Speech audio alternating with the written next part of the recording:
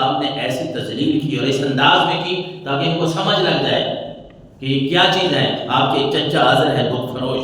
منقول یہ بات ہے کہ وہ کبھی کہتے ہیں آپ کو کیا ہو بھتیجے بت بیچنے ہیں. بت فروش تھے, بناتے بھی تھے, بت بیچتے بھی تھے. تو حضرت ابراہیم کو ساتھ لے گئے, بھائی جوان ہے, بچے, اس نے کیا کرنا ہے. لیکن حضرت ابراہیم علیہ السلام لوگوں کو سمجھا رہے ہیں. چچا جو ہے وہ بت بیچ رہا ہے, واضح دے رہا ہے, خدا لے لے. حضرت ابراہیم علیہ السلام بڑے پر اثر طریقے سے لوگوں کو سمجھا رہے ہیں. آپ آوازیں لگا رہے ہیں, من یشتری ما یضر ولا ینفع.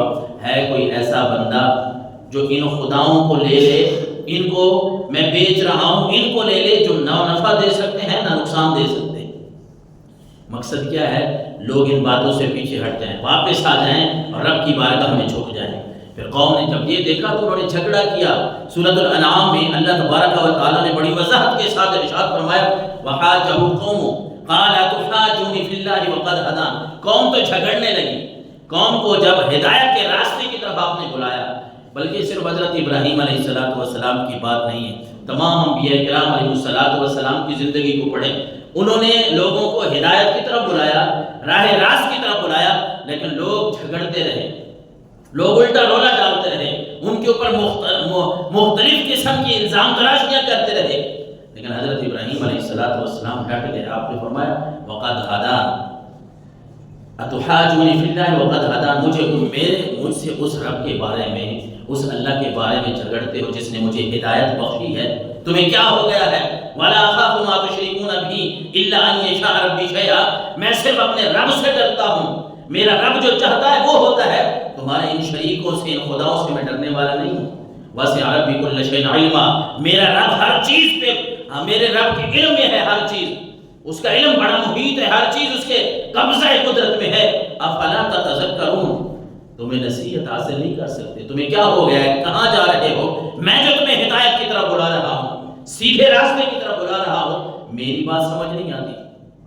وَكَيْفَ أَخَافُ مَا أَشْرَكْتُمْ وَلَا تَخَافُونَ أَنَّكُمْ أَشْرَكْتُمْ بِاللَّهِ مَا لَمْ يُنَزِّلْ بِهِ عَلَيْكُمْ سُلْطَانًا. حضرت ابراہیم جن کی یاد میں ہم قربانیاں کرتے ہیں, وہ دعوت توحید کا انداز کیسا اپنا رہے ہیں, لوگوں کو سمجھا رہے ہیں. لوگوں کیا کر رہے ہو؟ میں تمہارے ان گناہوں, تمہارے ان بتوں سے کیوں ڈروں جب تم اس سچے خدا سے نہیں ڈرتے؟ تمہارے پاس کوئی دلیل نہیں ہے, تمہارے پاس کوئی حجت نہیں ہے کہ یہ تمہارے رب ہیں. میں تو ایک دلیل پہ کھڑا ہوں, ایک حجت پہ کھڑا ہوں. میں تمہیں اگر کہتا ہوں اس رب کی بات مان لو, اس کے سامنے جھکو, اس کی توحید کا اقرار کرو, میرے پاس تو دلائل ہیں, دلیلیں ہیں. تم بغیر دلیل کے کہاں جا رہے ہو؟ فَأَيُّ الْفَرِيقَيْنِ أَحَقُّ بِالْأَمْنِ إِن كُنتُمْ تَعْلَمُونَ. آپ فرماتے ہیں اگر تم جان لیتے نا کہ ایک گروہ تمہارا ہے, ایک میں ہوں, ہم دو گروہوں میں سے کون جو ہے وہ زیادہ حق پرست ہے, زیادہ حق کے قریب کون ہے, کاش کہ تم اس بات کو جان لیتے. لیکن قوم کے لوگ ہیں, حضرت ابراہیم علیہ السلام جتنی ان کو دعوت توحید دے رہے ہیں, تبلیغ کر رہے ہیں, وہ اس طرف آتے نہیں ہیں. وَإِذْ قَالَ إِبْرَاهِيمُ لِأَبِيهِ آزَرَ أَتَتَّخِذُ أَصْنَامًا آلِهَةً إِنِّي أَرَاكَ وَقَوْمَكَ فِي ضَلَالٍ مُبِينٍ. اور حضرت ابراہیم علیہ السلام نے اپنی تبلیغ اپنے گھر سے شروع کی ہے, اپنے گھر والوں کو سمجھایا, اپنے آزر چچا کو سمجھایا کہ میرے چچا اتتخذ اصناما آلیہا, یہ کیا بتوں کو بناتے رہتے ہو؟ انی اراک وقومک فی ضلال مبین. میں تو تجھے بھی اور تیری قوم کو گمراہی میں دیکھتا ہوں. یہ کن باتوں پہ لگے ہوئے ہو؟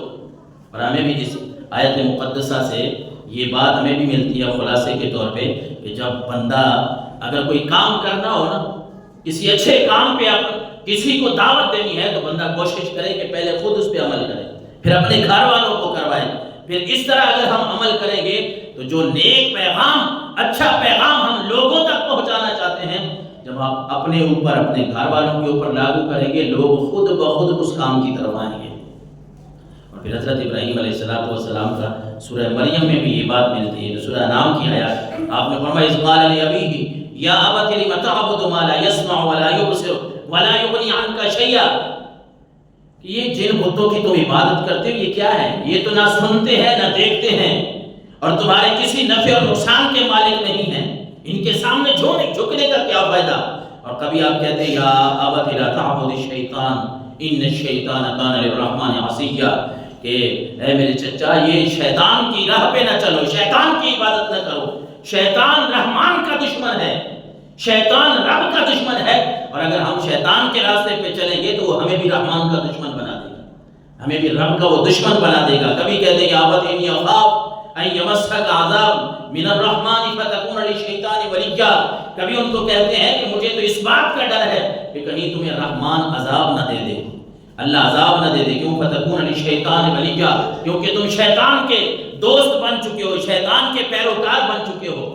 جب بندہ شیطان کا پیروکار بن جاتا ہے، شیطان کی ماننے والا بن جاتا ہے، پھر یہ ہوتا ہے کہ انسان کے لیے بہت ساری مشکلات کھڑی ہو جاتی ہیں۔ پھر بندہ رحمان کا، اللہ تبارک و تعالیٰ کا جب بندہ دشمن بن جائے، شیطان کے راستے پہ چل پڑے، تو یہ بات پھر یاد رکھیں کہ بندہ کبھی بھی کامیاب نہیں ہو سکتا، پھر وہ شیطان کا بندہ بن گیا ہے، رحمان کو اس نے چھوڑ دیا ہے۔ غرض کہ آپ نے توحید کا جو انداز اپنایا، لوگوں کو سمجھانے کے لیے آپ نے مختلف طریقے اپنائے، اور اس ماہ مقدس میں اس حضرت ابراہیم علیہ السلام کی یاد میں ہم قربانی کرتے ہیں، اور یہ قربانی، یہ حضرت ابراہیم علیہ السلام کا تذکرہ اس میں ہوتا ہے، حضرت سیدنا اسماعیل علیہ السلام کا تذکرہ ہوتا ہے، اور یہاں خصوصاً ہمیں حضرت ہاجرہ سلام اللہ علیہا کو بھی یاد رکھنا چاہیے۔ ہیں تو ایک بیوی حضرت اسماعیل کی والدہ محترمہ، ایک بیوی کا واقعہ جو حدیثوں میں بھی ملتا ہے، بلکہ رب نے قرآن میں فرمایا ان الصفا والمروہ من شعائر اللہ، کہ یہ صفا اور مروہ یہ پہاڑیاں نہیں ہیں، یہ تو اللہ کی نشانیوں میں سے 2 نشانیاں ہیں۔ ان کی نسبت حضرت ہاجرہ کے ساتھ ہے، اور حضرت ہاجرہ سلام اللہ علیہا حضرت ابراہیم کی بیوی ہیں۔ حضرت ابراہیم علیہ السلام کا تذکرہ ان دنوں میں ہوتا ہے، حضرت اسماعیل کا بھی ہوتا ہے۔ میں سوچ رہا تھا کہ حضرت ہاجرہ جو ہے نا، جب بندہ پڑھتا ہے نا ان کا واقعہ جو احادیث میں آیا ہے، قرآن مجید میں جو اللہ تبارک و تعالیٰ نے تذکرہ کیا ہے اس واقعے کا، تو انسان کا دل جو ہے وہ ہل جاتا ہے کہ کیسے اللہ پر یقین کرنے والے لوگ جو ہیں وہ کیسے رب العالمین کی باتوں پہ یقین کر کے آگے نکل جاتے ہیں۔ حضرت ابراہیم علیہ السلام کو حکم ہوتا ہے کہ اپنے بیٹے کو، دودھ پیتا بچہ اسماعیل، حضرت اسماعیل علیہ السلام دودھ پینے والے چھوٹے بچے ہیں، اور اپنی یہ مکہ المکرمہ کی جو آج رونقیں آپ دیکھ رہے ہیں، تھوڑی سی دیر کے لیے اگر ہم یہ سوچ بنائیں، ذہن بنائیں کہ یہاں کچھ بھی نہیں ہے، صرف پہاڑیاں ہیں، ٹیلے ہیں، بلکہ کوئی چرند پرند کا نام بھی نہیں ہے، یہ جہاں آج رونقیں لگی ہوئی ہیں نا، جہاں کعبہ شریف، اللہ کا گھر تو پہلے کا تھا، لیکن حضرت ابراہیم علیہ السلام کی اگر زمانے کی بات کریں نا تو اس وقت یہاں کچھ بھی نہیں رہا تھا۔ یہ اگر آج رونقیں دوبارہ ہیں اور یہ رونقیں ہم دیکھ رہے ہیں، یہ حضرت ابراہیم علیہ السلام کے اور حضرت اسماعیل علیہ السلام اور حضرت ہاجرہ سلام اللہ علیہا، یہ ان کی مہربانیاں ہیں کہ آج حاجی لوگ، عمرہ کرنے والے لوگ پوری دنیا سے یہ تمنا کرتے ہیں کہ ہم نے رب کے گھر جانا ہے۔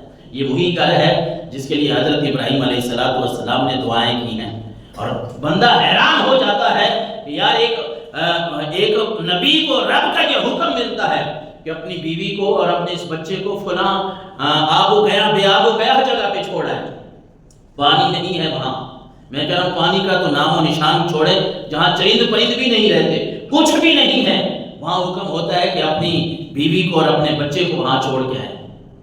اب آگے بھی حضرت ابراہیم علیہ السلام ہیں، جد الانبیاء ہیں، انہوں نے یہ سوال نہیں کیا، یقین اس بات کا نام ہے، انہوں نے یہ سوال نہیں کیا کہ یا اللہ میں وہاں بچے کو اور اپنی بیوی کو جو چھوڑ آؤں گا یہ کہاں سے کھائیں گے پئیں گے کہاں سے، یہ کہاں سے ان کا حساب ہے، نہیں، بلکہ اللہ تبارک و تعالیٰ کے حکم پہ عمل کرتے ہوئے حضرت سیدنا ابراہیم نے اپنی اس بیوی حضرت ہاجرہ کو اور ساتھ اپنے اس دودھ پیتے بچے اسماعیل کو جہاں رب کا حکم تھا وہاں چھوڑ دیا۔ اب وہاں کھانے پینے کا انتظام نہیں ہے، بس جو چیزیں گھر سے